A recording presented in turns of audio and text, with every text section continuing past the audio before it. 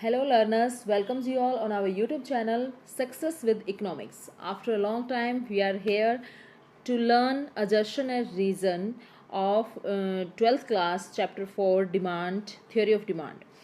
First है assertion और reason के बारे में आपको पता ही होगा कि जो अभिकथन और तथ्य हैं उनको हम किस तरीके से सॉल्व करते हैं। इससे पहले मैं आपको फर्स्ट सेकंड और थर्ड चैप्टर दोनों हिंदी मीडियम और इंग्लिश मीडियम बहुत अच्छे से करवा चुकी हूँ। तो when the price of a good increase demand for its substitute good rise and vice versa. When the price of a good, पहला क्वेश्चन है हमारा कि जब एक वस्तु का प्राइस बढ़ता है demand for its substitute good rise and vice versa, कि जो इसके लिए हमारी डिमांड है, सब्स्टिट्यूट गुड के लिए हमारी जो डिमांड है वो बढ़ जाती है। कि मान लीजिए मैं आपको समझाती हूँ कि टी एंड कॉफ़ी ये दोनों क्या है, सब्स्टिट्यूट गुड है, सब्स्टिट्यूट है एक दूसरे का।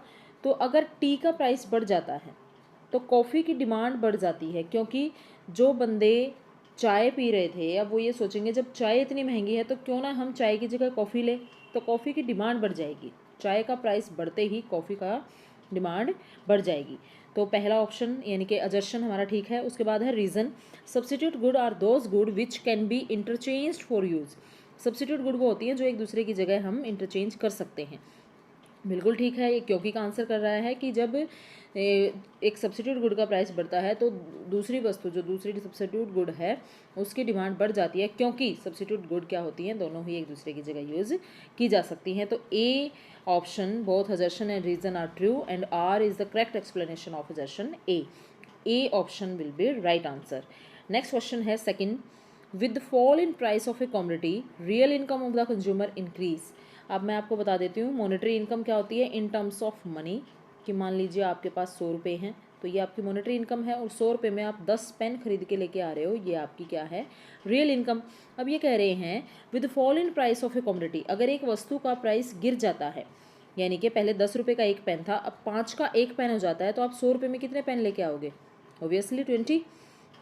रियल इनकम कंज्यूमर की बढ़ गई, प्राइस गिरते ही 10 रुपये का पेन 5 का हो गया, प्राइस कम होते ही जो पेन की क्वांटिटी थी 10 से क्या होगी 20 होगी, यानी कि डिमांड बढ़ गई।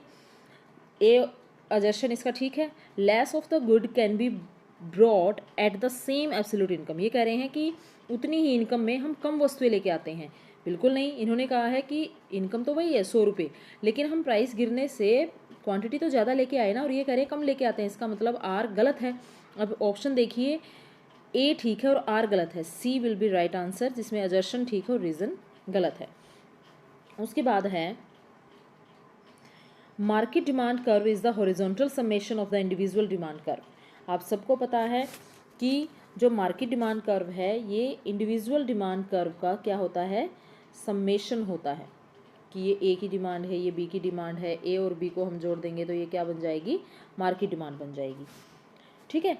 And slope of demand curve is estimated minus delta Q upon delta P. तो ए इसका ठीक है और आर इसका गलत है, तो सी विल बी राइट आंसर, क्योंकि जो स्लोप ऑफ डिमांड कर्व है उसका formula delta P upon delta Q होता है, minus delta Q upon delta P नहीं होता।